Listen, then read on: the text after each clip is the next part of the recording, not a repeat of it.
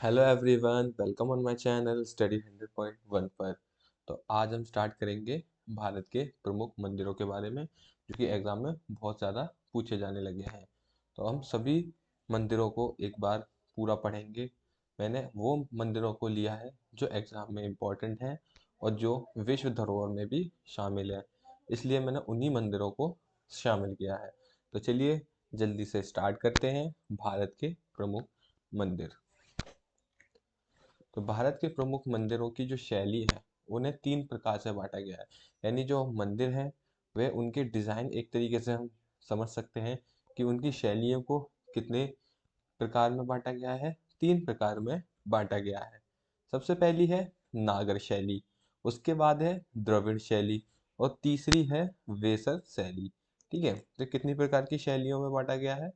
3 प्रकार की शैलियों में। पहली कौन-सी है? नागर शैली। तो जो नागर शैली है, इसका प्रचलन कहाँ से है? हिमालय और विंध्य पहाड़ों के बीच में। ठीक है? कहाँ से माना जाता है इसका प्रचलन? हिमालय और विंध्य पहाड़ों के बीच में माना जाता है। यानी इसे हम कह सकते हैं, ये उत्तरी क्षेत्र वाले मंदिरों की शैली में आता है। फिर है द्रविड़ शैली। जो द्रविड़ शैली है, वह कृष्ण और कावेरी नदी के बीच में माना जाता है। कहाँ पर माना जाता है? कृष्ण और कावेरी मंदिर की शैली इसके अंतर्गत आती है। और तीसरी है वेसर शैली। जो वेसर शैली है, वह विंध्य पहाड़ों और कृष्ण नदी के बीच के मध्य से संबंध रखती है। यानी जो निचला वाला हिस्सा है, साउथ वाला एरिया, ये वेसर शैली वहाँ से आती है। तो क्लियर हो गया होगा। तो जो नागर शैली के मंदिर हैं, वे काफ़ी ऊंचे देखने को मिलते हैं। मतलब ये ऊंचाई पर बने हुए मंदिर हैं। और जो द्रविड़ शैली है, वे छोटे आकार के मंदिरों में आते हैं। और जो बेसर शैली के मंदिर हैं, वे वास्तुकला के लिए प्रसिद्ध है। ठीक है? ये है शैलियों के प्रकार। तो अब बात करेंगे हम प्रमुख मंदिरों को स्टार्ट करते हैं। तो सबसे पहले है हमारे वैष्णो देवी मंदिर। तो ये भारत का बहुत प्रमुख मंदिर है और इसकी मान्यताएं भी बहुत ज़्यादा हैं। ये एक प्रमुख तीर्थ स्थल भी है और एक पर्यटन स्थल भी है, जो कई श्रद्धालुओं को आकर्षित करता है। तो यह जम्मू कश्मीर के त्रिकूट पर्वत पर स्थित है। तो ये कहाँ पर है? यह जम्मू वाले क्षेत्र में देखने को मिलता है। और किस पर्वत पर है? ये त्रिकूट पर्वत पर स्थित है। ठीक है? और इसे वैष्णो देवी को समर्पित है। किसको समर्पित है? वैष्णो देवी को यह समर्पित है। उसके बाद वैष्णो देवी मंदिर की ऊंचाई है, वे लगभग कितनी है? 5200 फीट है।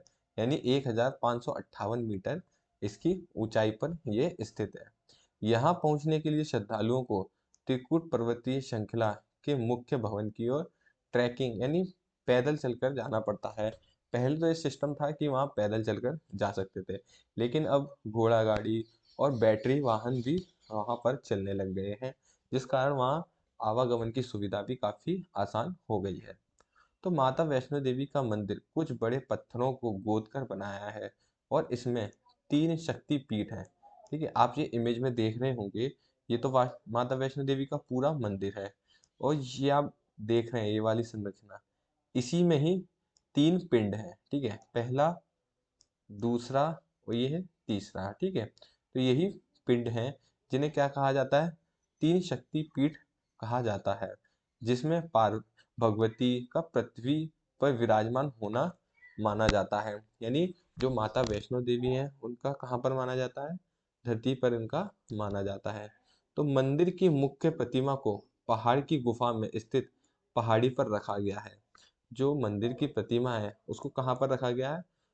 पहाड़ी में गुफा के अंदर रखा गया है। और प्रवासियों को इस गुफा की ओर यात्रा करनी पड़ती है। क्लियर? ये है हमारी वैष्णो देवी मंदिर। अब आगे चलते हैं केदारनाथ मंदिर पर। तो यह हिमालय के गर्वाशाल शैली में स्थित है और यह एक प्रमुख 4 धामों में से एक है। जो केदारनाथ मंदिर है, वह 4 धामों में से एक यात्रा का उदाहरण है। तो केदारनाथ मंदिर भारतीय राज्य उत्तराखंड में स्थित है। यह एक प्रमुख हिंदू तीर्थ स्थल है, जो शिव और भगवान को समर्पित है। किसको समर्पित है? शिव भगवान को यह समर्पित है। तो यह हिमालय के क्षेत्र में मंदाकिनी नदी के किनारे स्थित है और गढ़वाल पहाड़ियों में यह स्थित है। कहाँ पर स्थित है? गरहल पहाड़ियों में यह स्थित है। तो केदारनाथ मंदिर चोपता ताल के किनारे बसा हुआ है। कहाँ पर बसा हुआ है? मंदाकिनी नदी और चोपता ताल के किनारे यह बसा हुआ है। यह चार धाम का हिस्सा है जिसमें बद्रीनाथ, यमुनोत्री और गंगोत्री भी शामिल है। कौन कौन शामिल है? बद्रीनाथ, यमुनोत्री और गंगोत्री भी इसमें शामिल है। तो इस मंदिर का निर्माण 8वीं सदी में आदि शंकराचार्य ने किया था। किसने किया था? आदि शंकराचार्य के द्वारा किया गया था। और इसे महाभारत काल से जुड़े शिव पुराण के आधार पर भी बताया जाता है। पांडवों ने महाभारत के युद्ध के बाद भगवान शिव की प्राप्ति के लिए केदारनाथ में ही तपस्या की थी। तो केदारनाथ मंदिर के जो साक्ष्य हैं वे कहाँ से मिलते हैं? महाभारत से भी देखने को मिलते हैं। तो केदारनाथ की तपस्या की इन्होंने, और शिव पुराण के अनुसार भगवान शिव ने इन्हें दर्शन भी दिए थे। किसके बाद? महाभारत के युद्ध के बाद। तो केदारनाथ मंदिर को विशेष रूप से 4 यात्रा मार्गों से जाया जाता है। यानी केदारनाथ मंदिर जाने के लिए 4 यात्रा मार्ग हैं। पहला है गौरीकुंड से केदारनाथ। तो यह सबसे प्रमुख यात्रा मार्ग है और इसमें गौरीकुंड से केदारनाथ तक की पैदल यात्रा शामिल है। दूसरा है सोनप्रयाग से केदारनाथ। तो इसमें सोनप्रयाग से गौरीकुंड के लिए एक रोड है और फिर गौरीकुंड से केदारनाथ तक की पैदल यात्रा है।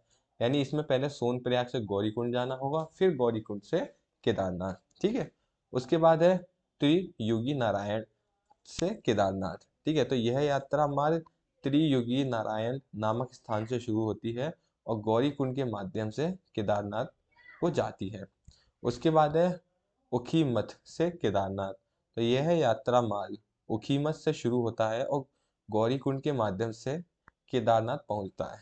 तो ये लास्ट के तीनों जो मार्ग हैं वे किस में जाकर मिलते हैं? ये गौरीकुंड मार्ग पे ही जाकर मिलते हैं। और गौरीकुंड मार्ग कहाँ जाकर मिलता है? केदारनाथ मंदिर से जाकर मिलता है। क्लियर? अब है बद्रीनाथ मंदिर। तो यह हिमालय के गढ़वाल शैली में स्थित है और यह 4 धामों में से एक है। बद्रीनाथ मंदिर भारतीय राज्य उत्तराखंड में स्थित है और यह हिंदू धर्म का एक प्रमुख तीर्थ स्थल है। उसके बाद में यह मंदिर बद्रीनाथ धाम का हिस्सा है और 4 धाम यात्रा का भी यह हिस्सा माना जाता है। इसकी ऊंचाई 3131 मीटर है। जो बद्रीनाथ मंदिर है वह कितनी ऊंचाई पर बना हुआ है? 3133 मीटर की ऊंचाई पर बना हुआ है। यह ऊंचाई इसे एक मुख्य हिमालय तीर्थ स्थल बनाती है। कितनी? तो इसकी जो फीट में ऊंचाई है वे कितनी है? 10,279 फीट इसकी ऊंचाई है। अगला है जगन्नाथपुरी मंदिर। उड़ीसा में यह स्थित है और यह भगवान जगन्नाथ को समर्पित है। भगवान जगन्नाथ कृष्ण, बलदेव या बलराम और सुभद्रा को समर्पित है। यानी जो जगन्नाथ भगवान है वे किसका रूप लिए हुए हैं? कृष्ण का और बलदेव या बलराम का रूप लिए हुए हैं। इसे श्री मंदिर भी कहा जाता है। याद रखिएगा इसका दूसरा नाम क्या है? इसे श्री मंदिर भी कहा जाता है। तो जगन्नाथपुरी मंदिर की ऊंचाई 214 फीट है।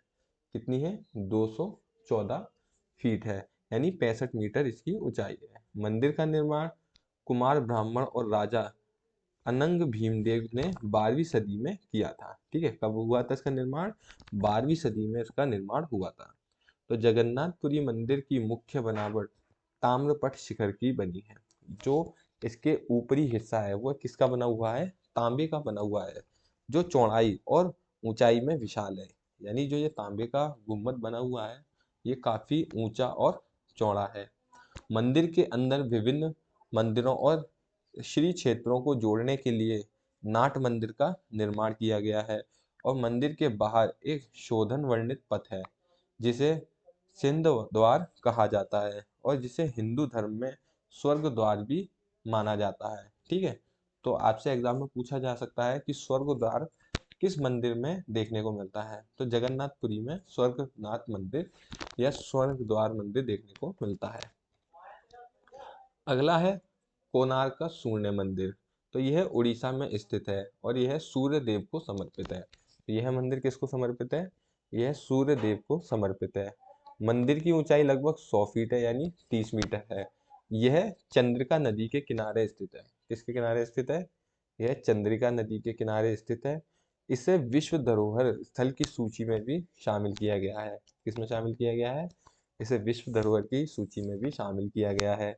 यह मंदिर सूर्य भगवान यानी सूर्य देवता को समर्पित है और हिंदू स्थानीय के अनुसार इसका निर्माण महाराजा नरसिंह देव ने 13वीं सदी में करवाया था। ठीक है, इसका निर्माण कब करवाया गया था? इसका निर्माण 13वीं सदी में करवाया गया था। तो कोणार्क सूर्य मंदिर है तो भारतीय स्थापत्य कला का एक उदाहरण है, यानी इसकी दीवारों पर कई प्रकार की कारीगरी भी देखने को मिलती है और इसे वर्ष 1984 में यूनेस्को द्वारा विश्व धरोहर में शामिल किया गया है। तो याद रखिएगा, किस मंदिर को एग्जाम में ऐसे पूछा है कि किस मंदिर को विश्व धरोहर यानी यूनेस्को विश्व धरोहर में शामिल किया गया है, तो 1984 में इसे कोणार्क सूर्य मंदिर को शामिल किया गया था। ठीक है, अगला है सोमनाथ मंदिर। तो यह गुजरात में स्थित है और यह भगवान शिव को समर्पित है। सोमनाथ मंदिर की ऊंचाई लगभग 25 मीटर यानी 82 फीट है। मंदिर का शिखर प्राचीन भारतीय स्थापत्य कला का एक उदाहरण है, यानी इसमें जो प्राचीन शैली है कला की वह देखने को मिलती है। इसका स्थान क्या है? यह समुद्र के किनारे पर स्थित है और जिससे इसकी सुंदरता काफी बढ़ जाती है और यह एक तीर्थ स्थलों में से एक है। तो यहाँ पर भगवान शिव की प्रतिमा को सोमनाथ कहा जाता है। क्या कहा जाता है? भगवान शिव की प्रतिमा को सोमनाथ कहा जाता है। तो सोमनाथ मंदिर भारतीय ऐतिहासिक और धार्मिक परंपराओं का हिस्सा भी है और यह कई बार नाश होकर भी निर्मित हो चुका है।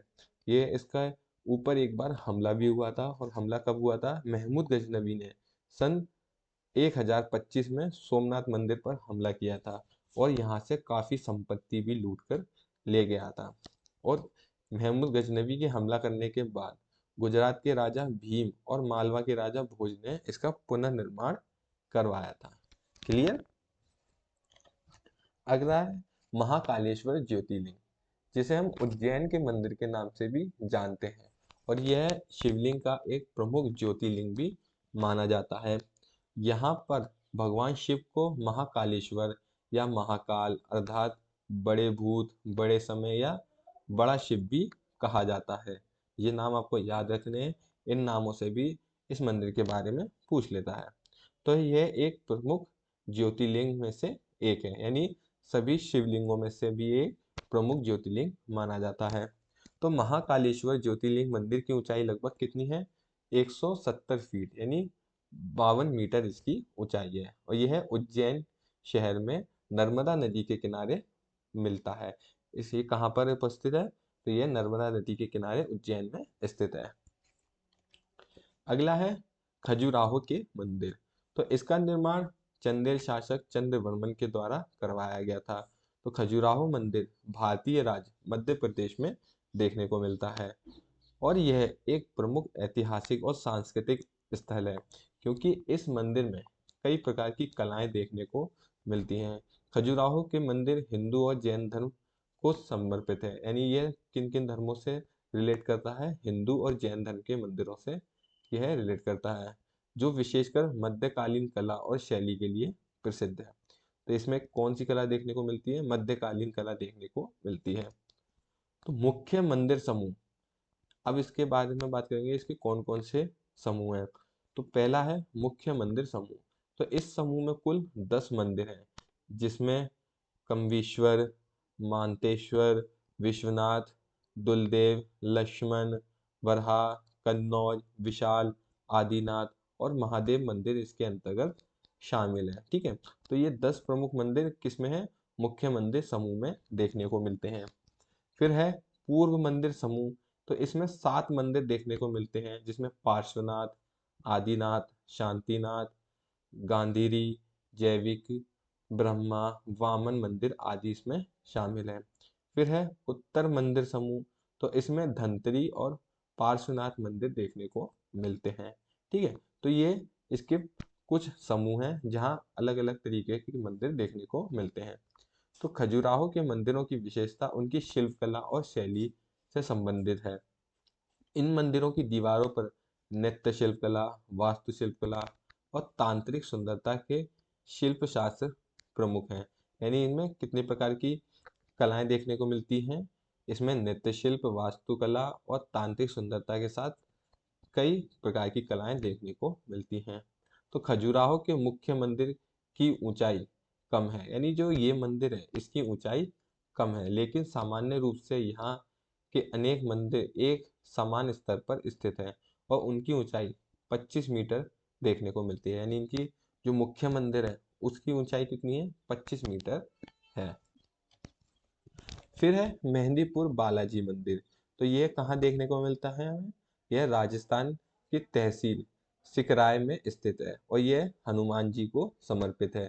तो यह भारत के कई भागों में हनुमान जी को बालाजी के नाम से भी जाना जाता है। ठीक है, याद रखिएगा, साउथ में भी कई मंदिर हैं जिन्हें हनुमान जी के मंदिर को किस नाम से जाना जाता है, वह बालाजी के नाम से जाना जाता है।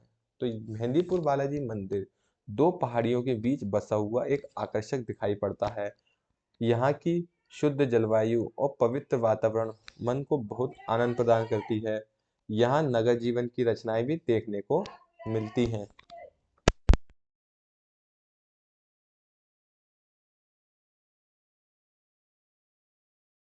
यात्रा, तो जम्मू और कश्मीर के अमरनाथ गुफा में स्थित है जो शिव भगवान को समर्पित है। अमरनाथ मंदिर लगभग 3,888 मीटर की ऊंचाई पर स्थित है। कितनी ऊंचाई पर है, 3,888 मीटर की ऊंचाई पर स्थित है। मंदिर का मुख्य शिवलिंग बर्फ से ढका होता है और यह 7 मीटर ऊंचा है। आप देख रहे होंगे इसमें ये वाली इमेज, ये गुफा के अंदर की इमेज है और नीचे वाली इमेज कैसी है, ये गुफा के बाहर वाली इमेज है। यदि हम गुफा के यहाँ से अंदर जाएंगे तो हमें शिवलिंग यहाँ पर बर्फ से ढका हुआ मिलेगा। ठीक है, तो यहाँ पर शिवलिंग को अमरनाथ या अनंतनाथ के नाम से भी जाना जाता है। यहाँ के प्रवेश के लिए यात्रियों को परमिट की आवश्यकता पड़ती है, यानी अमरनाथ यात्रा करने के लिए सरकारी परमिट लेना पड़ता है, तब जाकर व्यक्ति अमरनाथ की यात्रा शुरू करते हैं। ठीक है, उसके बाद है स्वर्ण मंदिर। तो स्वर्ण मंदिर भारत के पंजाब राज्य में अमृतसर शहर में स्थित है। स्वर्ण मंदिर, जिसे अंग्रेजी में गोल्डन टेम्पल भी कहते हैं, यह सिख धर्म को रिप्रेजेंट करता है और इससे स्वर्ग सागर के नाम से भी जाना जाता है। तो स्वर्ण मंदिर को एक अन्य नाम से किससे जाना जाता है, स्वर्ण सागर के नाम से भी जाना जाता है, क्योंकि जो इस मंदिर की अधिकतर भाग है वह सोने यानी गोल्ड का बना हुआ है। तो इस मंदिर का निर्माण साल 1588 में किया गया था। मंदिर का मुख्यालय अकाल तख्त और सिख धर्म के पंज प्यारों का एक प्रमुख आधार था। तो यानी ये किनके द्वारा बनाया गया था, सिख धर्म के पंज प्यारों के मुख्य आधार पर बनवाया गया था। तो स्वर्ण मंदिर काफी फेमस मंदिर है और यह विश्व धरोहर में भी शामिल है। क्लियर।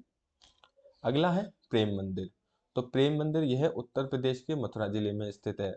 यह भगवान श्री कृष्ण, राधा और सीताराम को समर्पित है। इस भव्य मंदिर की संरचना पांचवें जगत गुरु कृपालु महाराज द्वारा की गई थी। ठीक है, तो यह कहाँ पर स्थित है, यह मथुरा में स्थित है। अगला है तिरुपति वेंकटेश्वर मंदिर। तो तिरुपति वेंकटेश्वर मंदिर एक हिंदू मंदिर है जो भारत के आंध्र प्रदेश के तिरुपति जिले के पहाड़ी यानी शहर तिरुमला में स्थित है। यह मंदिर विष्णु के एक रूप वेंकटेश्वर को समर्पित किया गया है। इस मंदिर को तिरुमाला मंदिर भी कहा जाता है। यह काफी फेमस मंदिर है। तो तिरुपति मंदिर और तिरुपति बालाजी मंदिर जैसे अन्य नामों से भी इसे जाना जाता है। इसे 7 पहाड़ियों का मंदिर भी कहा जाता है। क्या कहा जाता है इसे, 7 पहाड़ियों का मंदिर भी कहा जाता है।